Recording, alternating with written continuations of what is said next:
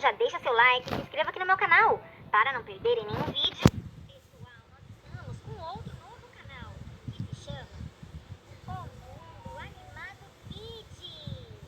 Lá tem várias historinhas da Turma da Mônica também. Vou deixar todos os links aqui na descrição do vídeo. Vão lá, pessoal, vão lá conhecer o nosso canal. Cebolinha, hein? Ronco na barriga.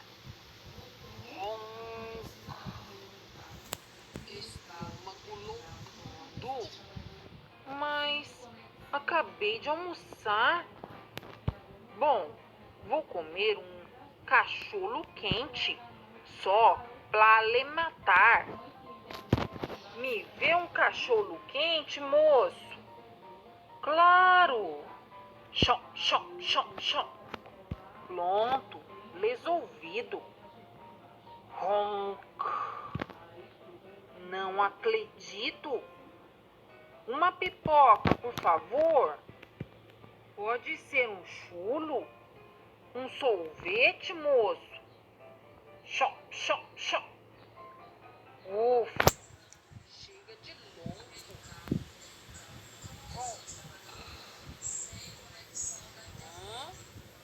Disse alguma coisa? Nada não, moço. Desculpa aí. Não é possível. Devo estar com algum problema. Coisa feia fazer isso em público. Nunca faça isso, filho. Tá bom, mãe. Mãe, boa. Minha barriga está doendo. Calma, filho. Para de chorar e me conta. Boa, minha barriga não para de roncar. Fique tranquila, dona Cebola.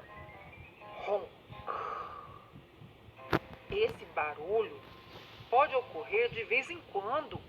Não significa fome nem doença. Mesmo? Sim, é apenas o processo digestivo em atividade. Olha aí. Que bom, doutor João. Para evitar isso, é bom preparar refeições mais nutritivas e mastigar bem os alimentos. Ah, tá. Certo. Muito obrigada, doutor. Vou cuidar da melhor da alimentação dele. Por nada. O doutor tinha razão, filho. Desde que você começou a mastigar melhor, Seus roncos sumiram. ainda bem. Xó, xó, xó. Bom, Magali? Desculpa aí, pessoal. Com esse cheirinho, meu estômago fica incontrolável. ufa. Não seja por isso, Magali. Vem almoçar com a gente. Onde comem 3, comem 4. É pra já! Vai se ajeitando aí, enquanto pego prato e talheres, Magali.